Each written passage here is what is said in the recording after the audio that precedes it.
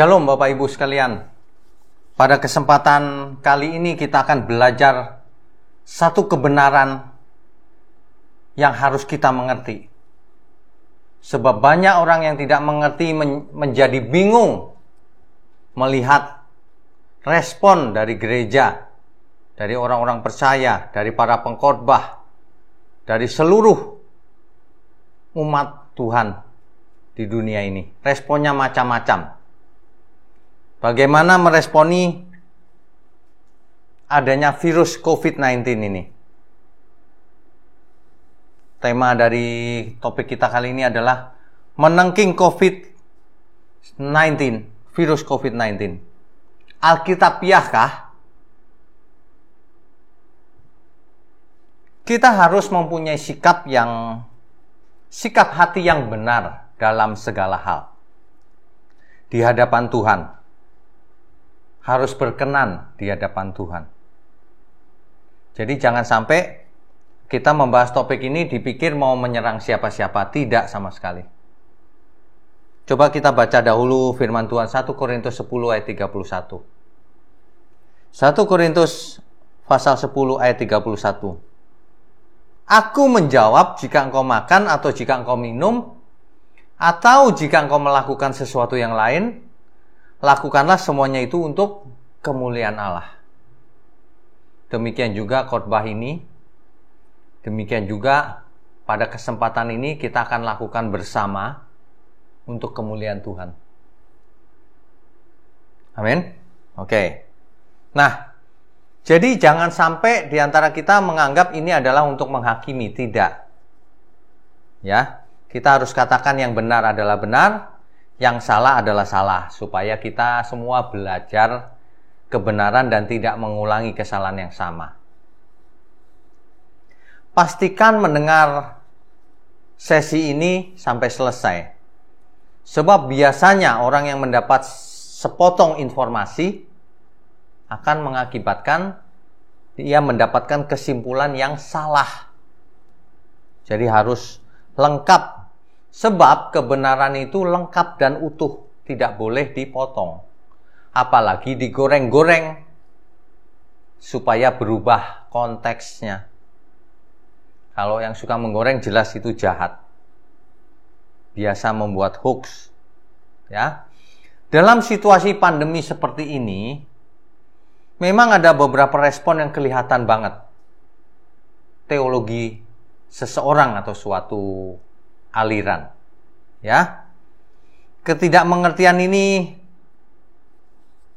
fatal loh akibatnya. Beberapa bulan yang lalu sebelum PSBB, saya sempat mengadakan satu seminar di kota Tulungagung.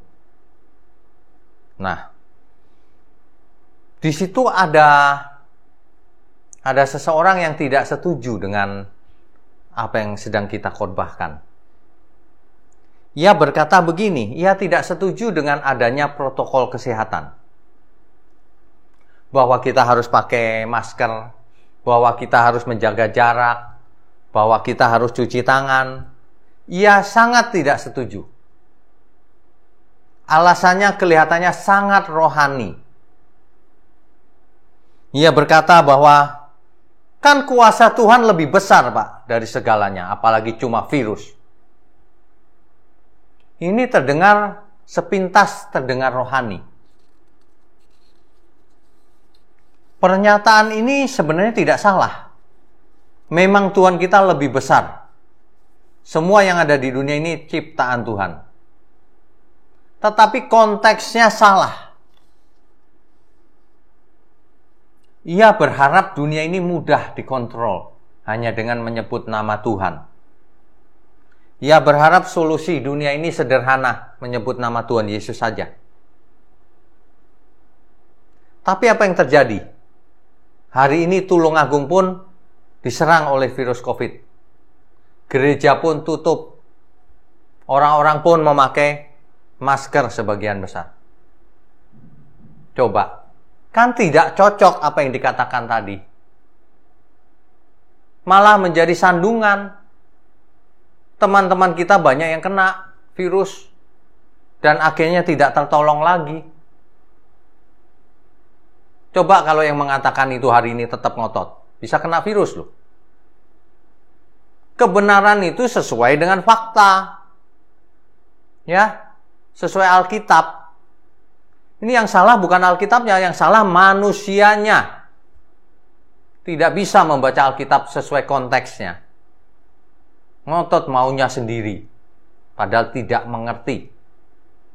Ya, oke. Ini menyedihkan loh, faktanya ya, teman-teman kita banyak yang meninggal.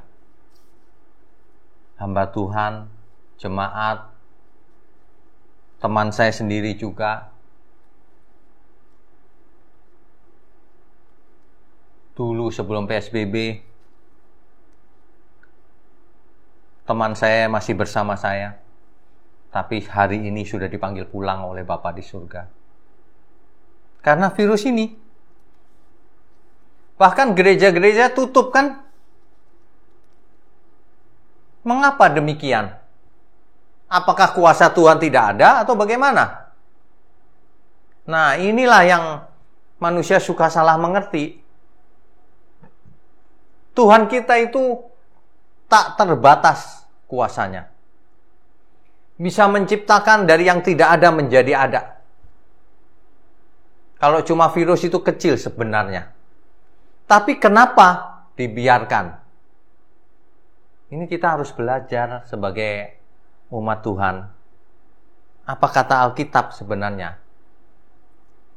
Alkitab memberikan contoh-contoh. Nah, satu lagi. Jangan mengambil contoh itu pilih-pilih. Yang disukai diambil, yang nggak disukai nggak. Itu salah, nggak mengerti hermeneutik itu artinya. Banyak pengkhotbah yang tidak mengerti hermeneutik. Khotbahnya ngawur. Alkitab itu harus dibaca urut. Nggak boleh dipilih sampai akhir. Lalu ditarik benang merahnya. Jadi Tuhan kehendaknya apa ya? Begitu. Apakah kita bisa menengking virus COVID saja? Menggunakan nama Tuhan. Kalau itu bisa, kita tidak perlu ada hari ini. Dari sejak awal kita sudah tengking. Lagi pula bukankah kita semua sudah berdoa juga? Ini loh yang harus kita semua harus belajar. Makin hari harus makin dewasa imannya. Jangan seperti kanak-kanak yang tidak mengerti. Jangan pakai pikiranmu sendiri. Pilih-pilih ayat. Harus pakai Alkitab secara utuh. Amin. Ya. Kalau Tuhan menghendaki namanya dipakai untuk menengking virus COVID, tentu saja tengkingan kita pasti efektif. Jadi kalau hari ini memang menengking diizinkan Tuhan, maka kita tengking. Dalam nama Yesus virus COVID lenyap dari dunia ini. Langsung lenyap besoknya. Atau nanti malam atau sekarang juga. Tapi buktinya tidak. Meskipun ada banyak hamba Tuhan yang menengking-nengking. Buktinya sia-sia. Nanti kali Pak, ya nanti itu sebab lain. Bukan karena tengkingan. Kalau Alkitab ada peristiwa di mana murid Tuhan menghardik setan, Tuhan Yesus menghardik, membangkitkan orang mati, menghardik setan. Perhatikan baik-baik. Kalau itu dikehendaki oleh Tuhan, langsung efektif. Ciri-cirinya efektif. Bapak Ibu perhatikan baik-baik. Kebenaran itu sesuai fakta. Jadi kalau Tuhan berkenan, efektif. Kalau Tuhan berkenan, akan terjadi pasti. Tapi kalau Tuhan tidak berkenan, tidak akan pernah terjadi. Biar kita ngotot-ngotot, tidak akan pernah terjadi. Meskipun pakai nama Yesus. Karena kuasa itu bukan dari mulut kita. Kuasa itu datangnya dari Tuhan sendiri. Kuasa itu bukan pada hurufnya. Yesus, Y-E-S-U-S. Bukan. Kuasa itu datangnya juga bukan dari bunyinya. Kalau kita sudah ngomong Yesus, maka minta apa saja dikasih. Bukan. Tapi pada pribadi Tuhan. Pada perkenanan Tuhan. Di Alkitab sudah diberikan contohnya. 7 anak Skewa, imam Skewa, mengusir setan pakai nama Tuhan Yesus. Setannya malah ngomong begini, Paulus aku kenal, Yesus aku kenal, kamu siapa? Pakai nama Yesus lagi. Akhirnya yang terjadi, bukannya setannya takut. 7 anak imam Skewa ini digebukin sama setan, dibuat telanjang, lari tunggang langgang. Coba nama Yesus dipakai sembarangan oleh orang yang sembarangan, nggak diberi kuasa oleh Tuhan. Memangnya mantra. Kalau diucapkan pasti terjadi. Mantra emang. Salah. Selama ini banyak orang menganggap nama Yesus itu seperti mantra. Kalau perlu sesuatu dalam nama Yesus, pasti dikasih. Tidak juga kalau hidupmu nggak benar, nggak akan dikasih oleh Tuhan. Kalau kita pakai nama Tuhan Yesus sembarangan, tidak ada kuasanya. Sebab yang berkuasa itu Tuhan Yesus, bukan hurufnya. Sebab nama Yesus banyak di dunia ini. Hari ini banyak nama Yesus. Di zamannya Tuhan Yesus juga banyak yang bernama Yosua, Yeshua, Yehosua, banyak. Itu nama umum. Tapi yang berkuasa seperti Tuhan Yesus tidak ada. Hanya Tuhan Yesus. Amin ya. Ini umat Kristen dimanapun, orang percaya dimanapun, harus mengerti. Kuasa itu bukan pada hurufnya. Bukan pada bunyinya. Sebab bunyinya bisa macam-macam. Orang Chinese panggil Sangti, Tian. Orang Batak panggil Debata. Orang Indonesia panggil Tuhan. Orang Israel panggil Adonai. Lafalnya bisa beda-beda. Bukan itu yang berkuasa. Yang berkuasa ketika kita menyebut nama Tuhan, Tuhan berkenan, maka kuasanya turun atas kita. Amin. Nah, jadi kita tidak bisa pakai pikiran kita sendiri menggunakan nama Tuhan Yesus. Bahkan ada hukum yang 10 firman Tuhan, salah satunya begini, jangan memanggil nama Tuhan dengan sia-sia. Jangan sembarangan mengutip nama Tuhan. Banyak orang melakukan kesalahan. Pengen tas, aku klaim janjinya. Nama Tuhan hanya dipakai untuk keinginannya, tas. Nggak sopan loh itu. Pengen mobil mewah, diam-diam ditempel, ditumpangi tangan. Nggak ada orang. Dalam nama Yesus. Itu mobil orang lain. Jangan kau ingini. Kalau nggak mampu beli, nggak usah beli. Kalau mampu beli, biasa saja. Tidak usah sombong. Tidak usah ingin-ingin yang begitu. Malu-maluin saja pakai nama Yesus untuk keinginan duniawi. Bukan berarti kita nggak boleh punya mobil. Bukan. Semua yang ada ini harus kita gunakan untuk kemuliaan Tuhan. Kalau kita disuruh Tuhan langsung menengking, kita lakukan. Ciri-cirinya apa? Virusnya pasti langsung habis. Atau minimal angkanya turun. Hari ini, faktanya, angkanya makin naik terus. Bayangkan, itu artinya Tuhan tidak berkenan atas perbuatan kita yang menengking-nengking itu. Artinya Tuhan punya rencana yang lain. Bukan rencana kita, tapi rencana Tuhan. Ada banyak hal yang kita harus renungkan. Kenapa pandemi ini seluruh dunia diizinkan Tuhan? Kenapa gedung gereja pun tutup secara fisik? Ada banyak hikmat yang kita bisa dapat. Ini sebenarnya didikan Tuhan terhadap kita semua. Coba direnungkan, ada apa ya Tuhan sebenarnya di balik semua ini? Aku mau mendengar suara Tuhan. Tuhan mau kita semua dewasa. Jangan punya iman kayak kanak-kanak gitu, tidak berhikmat sama sekali. Fokusnya cuma kesembuhan fisik terus dari dulu. Yang utama itu kesembuhan jiwa. Yang utama itu kesembuhan karakter. Yang terutama itu hilangkan kodrat dosa, diganti kodrat surga, kodrat ilahi. Jangan agamawi. Jangan mengutamakan ritual. Jangan mengutamakan kesembuhan fisik tubuh. Karena semua orang pasti mati. Percuma itu. Ya tidak percuma sih, kalau sakit sembuh ya oke. Tapi bukan itu tujuan yang dimaksud oleh Alkitab itu. Dari dulu kesembuhan ilahi, terus fisik lagi. Kesembuhan ilahi itu harus di follow up. Sekarang tubuhmu sembuh. Yang lebih utama adalah Tuhan berkenan. Persembahkan tubuhmu. Itulah ibadah yang sejati. Apa maksudnya? Tubuh kita dibakar? Bukan. Tubuhmu yang hidup. Hidupnya bagaimana? Kalau Alkitab berkata yang hidup itu pasti konteksnya hidup kudus.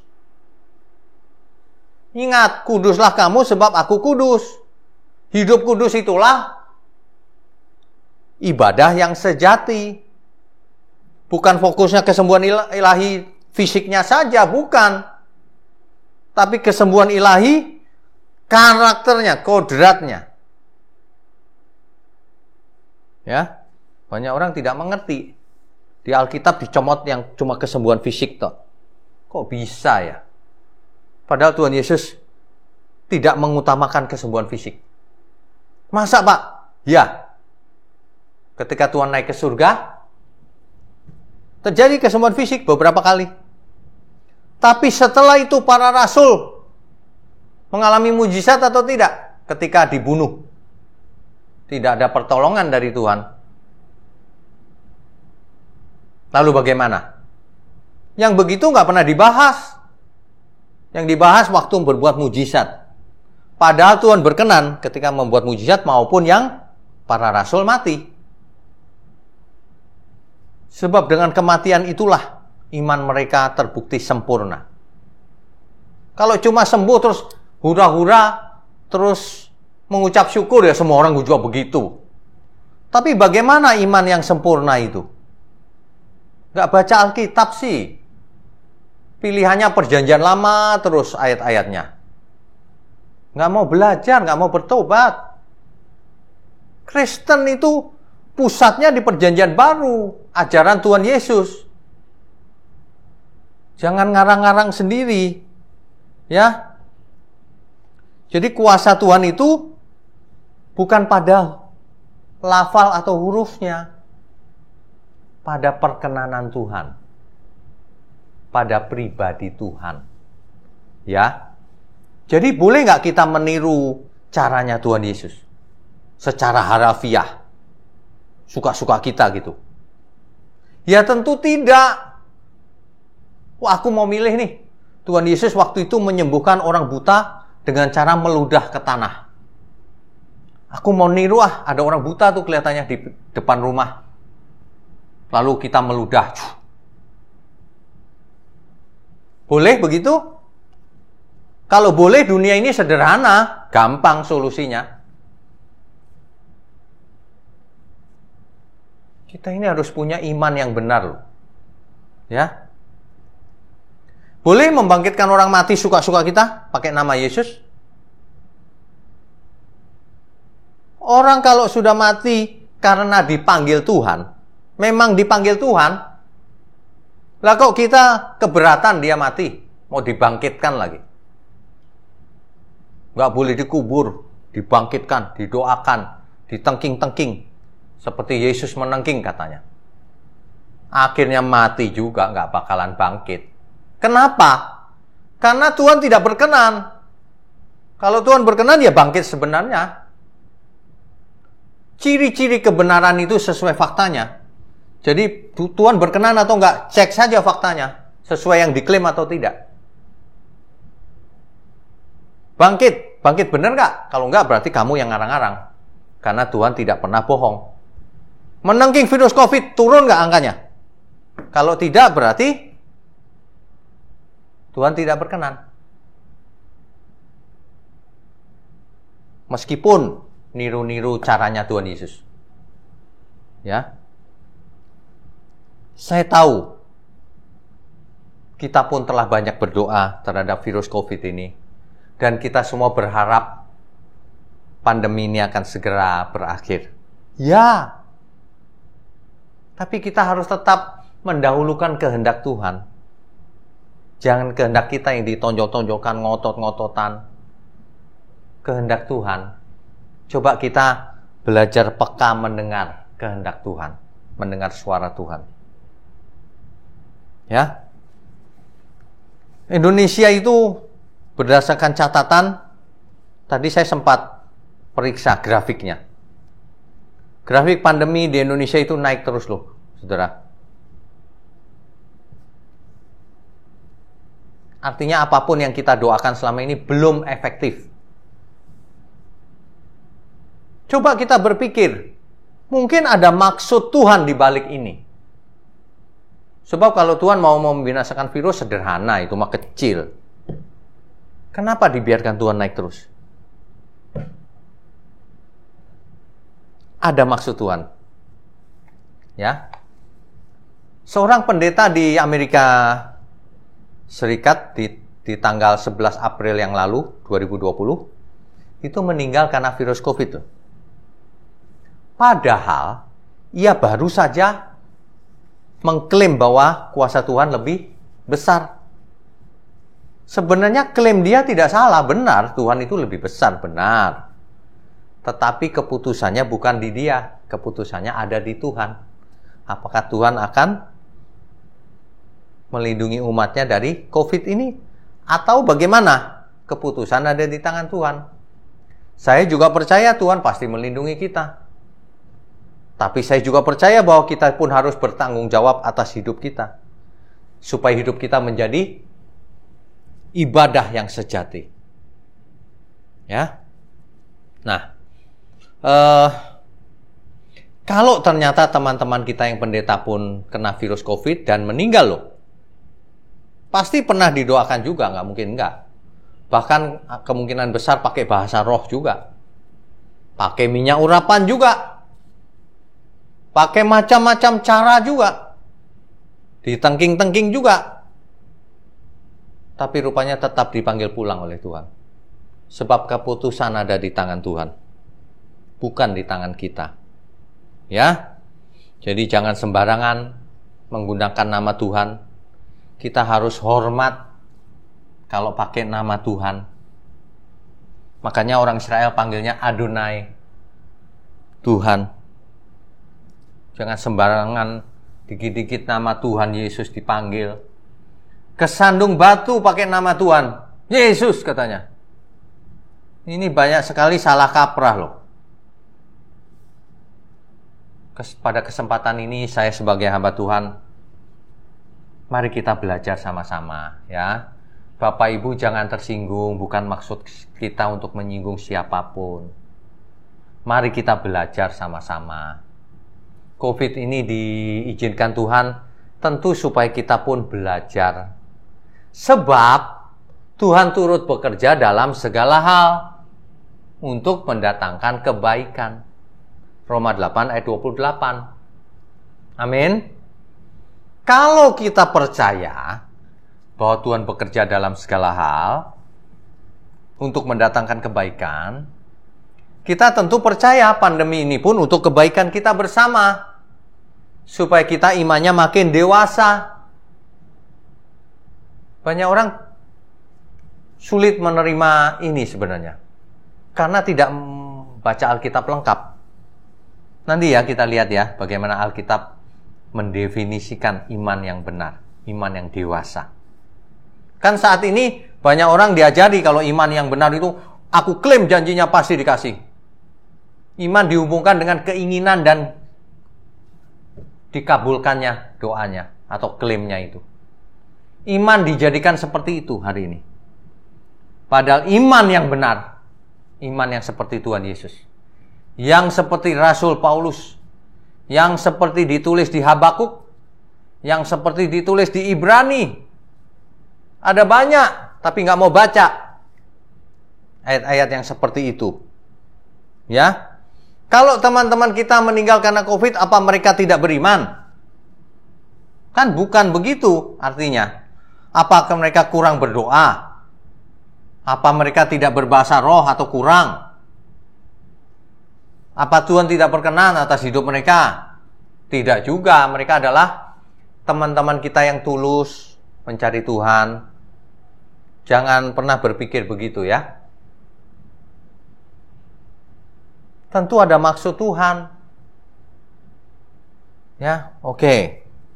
Ini ya, kalau saya bicara seperti ini, seringkali disalah mengerti oleh banyak orang. Seolah-olah kita tidak percaya kuasa Tuhan. Seolah-olah kita tidak percaya mujizat. Saya beritahu ya sekali lagi, Bapak Ibu Saudara sekalian, salah besar kalau sampai berpikir seperti itu. Sebab, ini nggak usah ngomong orang lain deh, saya sendiri. Sebab saya juga mengalami mujizat. Ya, kira-kira berapa tahun yang lalu ya? 2 tahun yang lalu mungkin. Ketika saya pelayanan, saya agak lupa. Rasanya ke Banyuwangi. Ketika pulang, saya diantar sampai ke airport. Kaki saya lumpuh. Ketika sudah ditinggal, kaki saya lumpuh. Sehingga harus pakai kursi roda. Dan itu 3 minggu lumpuhnya.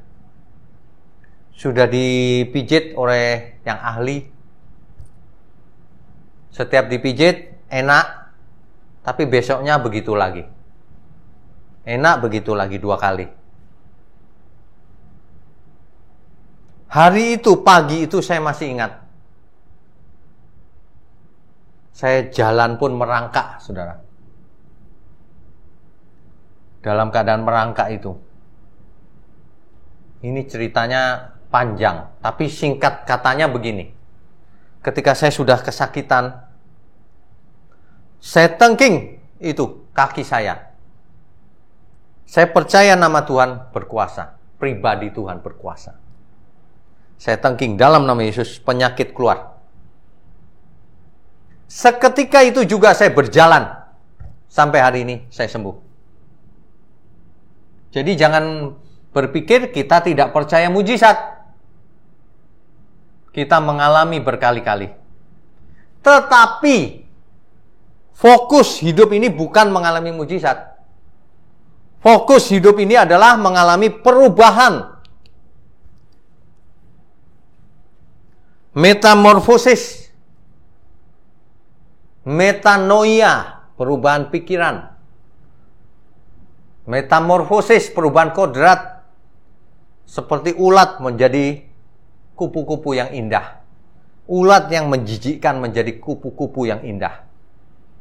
Manusia duniawi yang serakah, yang jahat, yang fasik, yang menjijikkan di mata Tuhan, menjadi manusia Allah yang berkenan di hadapan Tuhan, yang menyenangkan hati Tuhan. Itu tujuannya hidup ini. Bukan kesembuhan fisik, bukan mujizat. Mau ada kesembuhan boleh, tidak juga boleh. Asal Tuhan berkenan dalam hidup kita. Mau mengalami mujizat boleh, tidak juga nggak apa-apa. Ada banyak orang yang belum mengalami mujizat. Tidak masalah. Asal hidupnya benar dan berkenan di hadapan Tuhan. Tujuan iman kita harus benar seperti Tuhan Yesus. Ya, Tuhan sering buat mujizat, Pak. Iya. Tapi mujizatnya benar-benar terjadi, bukan rekayasa. Jadi jangan kita pernah merekayasa mujizat. Kalau kita benar-benar disuruh Tuhan, maka mujizat itu pasti terjadi. Kalau tidak, berarti kita yang mengada-ada. Bertobat yuk, jangan sampai kita mengada-ada. Kalau kita disuruh Tuhan, apapun bisa terjadi. Itu benar. tapi jangan mengada-ada.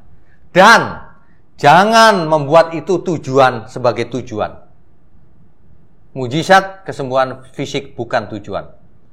Jadi kalau KKR itu kan singkatannya kebangunan rohani itu sebenarnya. Mestinya yang dibangunkan rohaninya, bukan cuma kesembuhan fisik. Ya. Bagaimana rohani bisa dibangunkan dalam sekejap? Tidak mungkin. Artinya KKR itu harus dilanjutkan dengan pemuritan, pendewasaan oleh firman yang benar. Itu artinya. Firman kali ini agak keras ya Bapak Ibu ya. Minta maaf, jangan tersinggung. Memang yang benar begini menurut Alkitab. Ya. Kita itu tidak berani loh menyampaikan sesuatu yang bukan dari Alkitab. Masalahnya itu banyak orang mau hidup mudah, mau gampangan gitu. Ikut Tuhan mau gampang. Banyak orang ikut Tuhan supaya tokonya laris, supaya kaya, supaya bisnisnya mau omsetnya berlipat ganda. Apa bedanya orang ke dukun mintanya juga itu sama? Ini iman yang tidak murni. Ini iman yang modus, ada maunya. Ini bukan iman yang seperti Tuhan Yesus. Banyak orang tidak mengerti. Banyak orang cuma mau klaim kuasa Tuhan untuk kesenangan pribadi. Contoh yang sederhana aja. Banyak orang ketika makan sudah tahu banyak penyakit di tubuhnya. Makan bisa sate babi, sate kambing, banyak sekali lemak-lemak dimakan. Alasannya imani saja. Coba iman apa hubungannya dengan itu? Tumpangi tangan saja dalam nama Yesus. Loh, kurang ajar kan? Nama Tuhan Yesus dipakai untuk perbuatan yang tidak benar. Makan rakus pakai nama Yesus supaya dilindungi. Coba.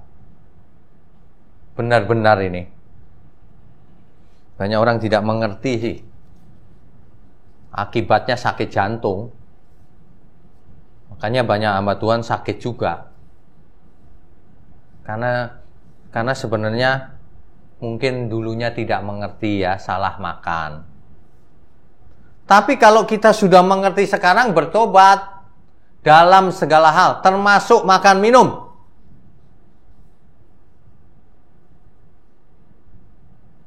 Coba bayangkan kalau nama Tuhan bisa dipakai sembarangan. Kalau butuh pekerjaan dalam nama Yesus, besok dapat kerjaan. Kalau makan sembarangan dalam nama Yesus, nggak mempan kolesterolnya. Kalau mau ujian dalam nama Yesus, dikasih tahu jawabannya sama Tuhan. Rusak umat Tuhan. Tentu saja Tuhan tidak begitu. Alkitab justru sebaliknya. Ia menghajar anak yang dikasihinya. Ia membiarkan anak yang tidak dikasihinya. Anak gampangan itu. Kalau kita dihajar oleh peristiwa, itu kita dikasihi Tuhan. Dicintai Tuhan. Supaya melalui peristiwa-peristiwa itu kita makin dewasa. Ya. Yang perlu kita mengerti itu begini loh. Dunia ini kan sudah jatuh dalam dosa. Dulunya manusia diciptakan hidup kekal. Tapi karena jatuh dalam dosa, maka manusia menjadi tidak kekal hidupnya. Menjadi mati. Fisiknya mati. Jiwa dan rohnya tidak berkualitas. Tidak bisa mencapai kesucian Allah. Dunia yang sudah jatuh ini melahirkan penderitaan. Ada penyakit, baik fisik maupun jiwa. Ada bencana. Ada orang-orang jahat. Kadang-kadang kita nggak jahat, tapi karena orang jahat kita tertimpa. Jadi menderita. Ada pola hidup kita sendiri yang salah. Salah membuat keputusan. Malas, makan sembarangan, investasi sembarangan, salah, ditipu orang, habis duitnya. Dunia ini menjadi banyak penderitaan. Kalau penderitaan semua itu bisa ditengking, maka jadi gampang. Tapi tentu saja tidak demikian. Tuhan menginginkan kita melalui segala peristiwa belajar supaya kita mematikan keinginan daging kita. Supaya kita makin dewasa. Supaya kita mempersembahkan tubuh kita yang hidup. Supaya kita bisa melaksanakan firman Tuhan dengan benar. Ya.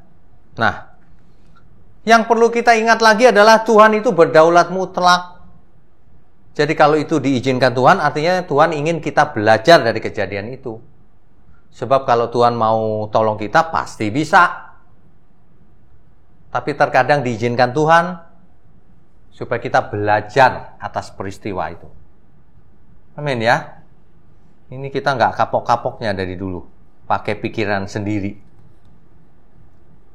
Sesungguhnya tidak ada yang bisa membatasi kuasa Tuhan. Ya benar. Tetapi Tuhan dibatasi oleh kehendaknya sendiri. Kalau Tuhan tidak mau, tidak bisa. Tapi kalau Tuhan berkehendak, tidak ada yang bisa menahan atau mencegah. Kuasa Tuhan juga tidak bisa digunakan suka-suka sendiri atau sembarangan, suka-suka kita. Tidak bisa. Kenapa? Karena dibatasi oleh kuasa Tuhan. Hanya Tuhan yang memutuskan. Apalagi untuk kepentingan kita pribadi. Supaya ngetop aku menengking virus COVID.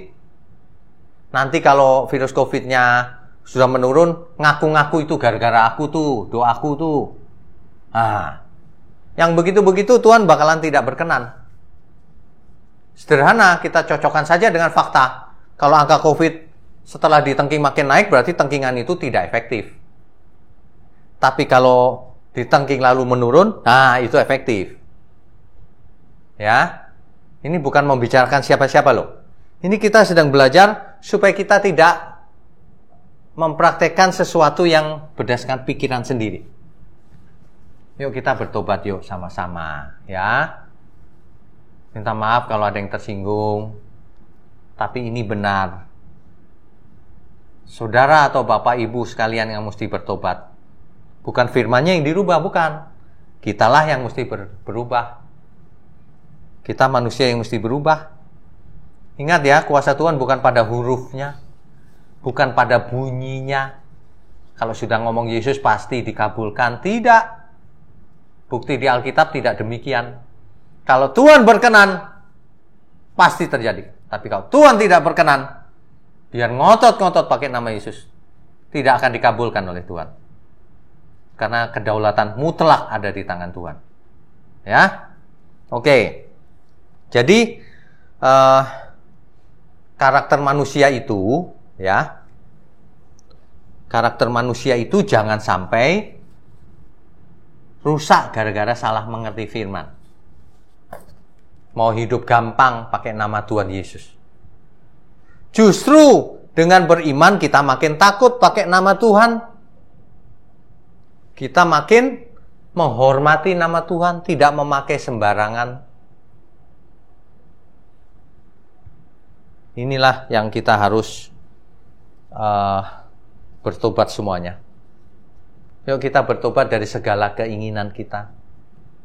Jangan pakai nama Tuhan untuk keinginan kita. Pakailah nama Tuhan untuk mengerjakan pekerjaan Tuhan. Pakailah nama Tuhan, kuasa Tuhan untuk melakukan kehendak Tuhan. Kalau saya disembuhkan oleh kuasa Tuhan, saya punya hikmat bahwa Tuhan memberi kesempatan bagi saya untuk melayani Tuhan lagi. Semuanya untuk Tuhan, bukan untuk supaya kita populer dan sebagainya. Bukan untuk mempengaruhi jemaat supaya memberi perpuluhan. Kita harus mendorong jemaat untuk memberi seluruh hidupnya. Bukan cuma 1/10. Tujuan kita menjadi umat Tuhan itu bukan kesembuhan tubuh, tapi kesembuhan seluruhnya hidup kita. Kesembuhan ilahi itu bukan cuma tubuhnya yang disembuhkan, salah itu. Yang terutama disembuhkan adalah jiwanya yang sakit, rohnya yang sakit, mindsetnya yang salah, karakternya yang berkarakter dosa. Ya, banyak orang menggunakan nama Yesus untuk sesuatu yang berlawanan dengan kehendak Tuhan. Ikut Tuhan, omsetnya supaya naik, matre loh. Itu jelas salah.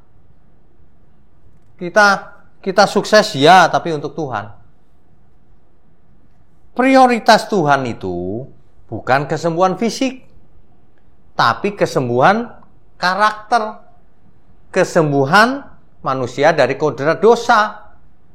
Manusia diselamatkan supaya tidak hidup dalam dosa terus.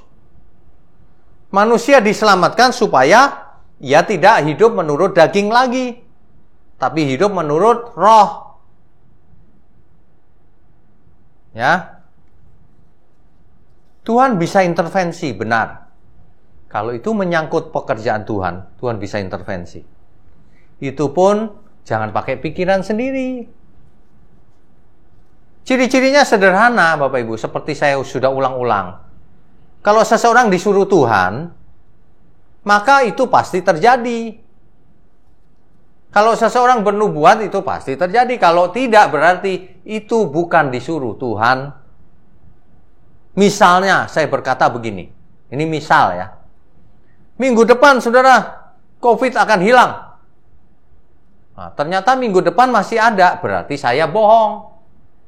Kan begitu artinya. Diperiksa kebenarannya. Sebab Tuhan tidak pernah bohong. Perhatikan seluruh Alkitab. Nubuatan. Kalau seseorang menengking, kalau seseorang berdoa, langsung terjadi. Atau beberapa periode kemudian terjadi. Efektif semuanya. Sebab kalau di Alkitab, nabi palsu akan dirajam sampai mati. Kalau dia bohong tentang nubuatan. Ya. Oke. Nah. Jadi prioritas Tuhan itu adalah keselamatan umat manusia. Prioritas Tuhan itu adalah perubahan karakter kita. Perubahan natur, kodrat kita. Supaya kita mengenakan kodrat ilahi, bukan kodrat dosa lagi.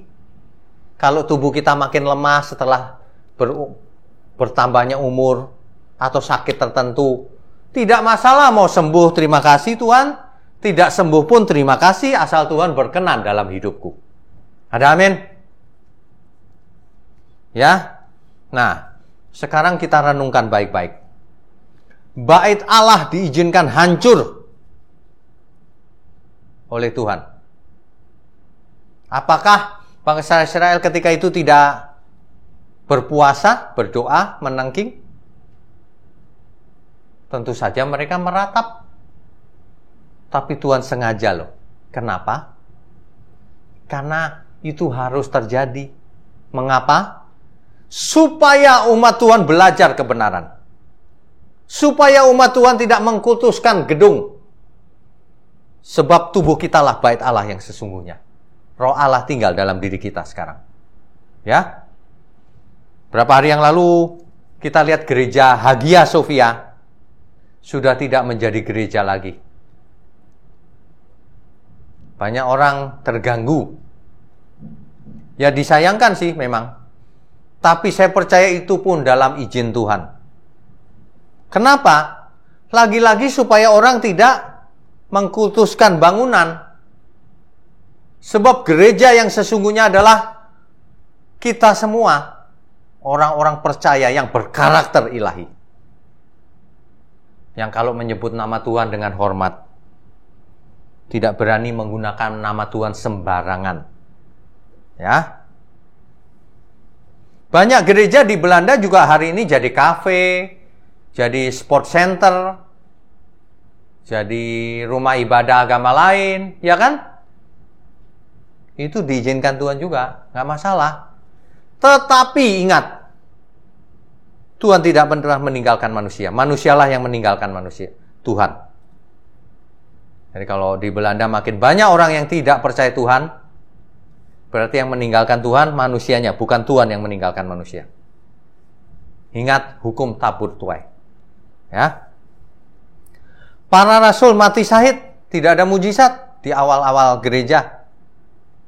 Itu pun dalam rangka supaya iman orang percaya dewasa.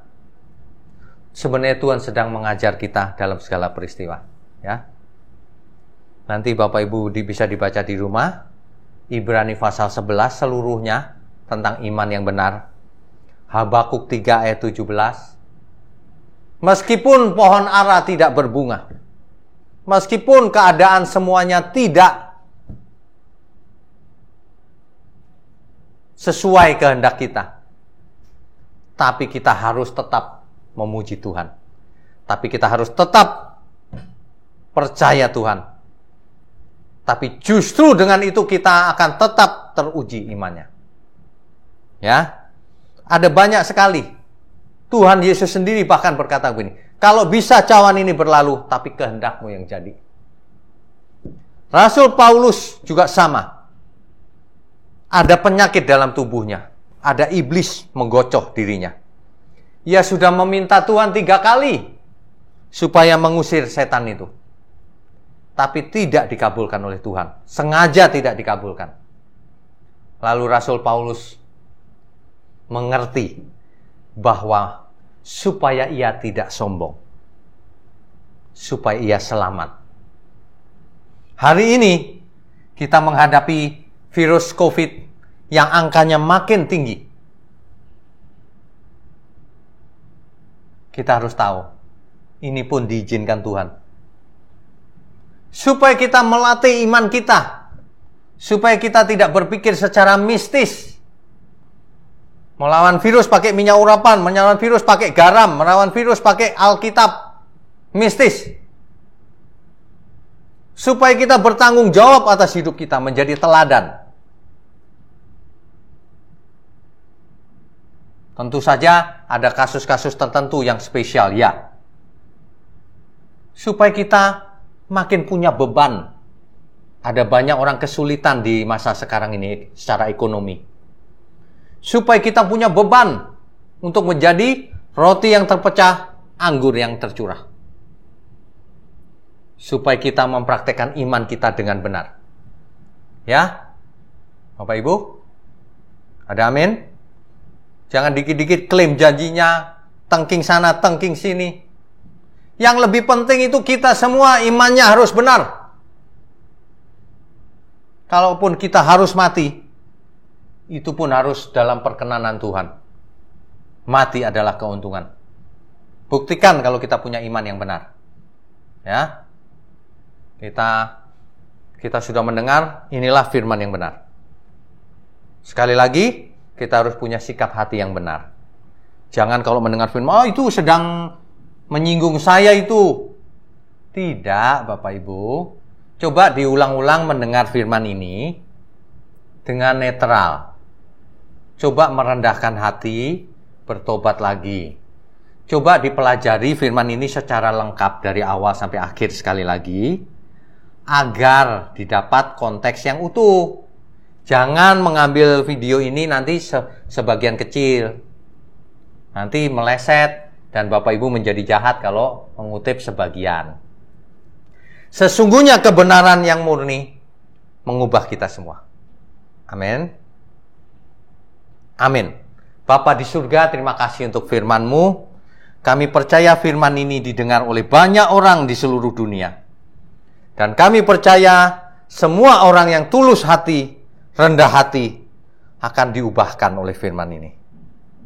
Terima kasih Bapa, hanya di dalam nama Tuhan Yesus kami berdoa dan mengucap syukur. Amin.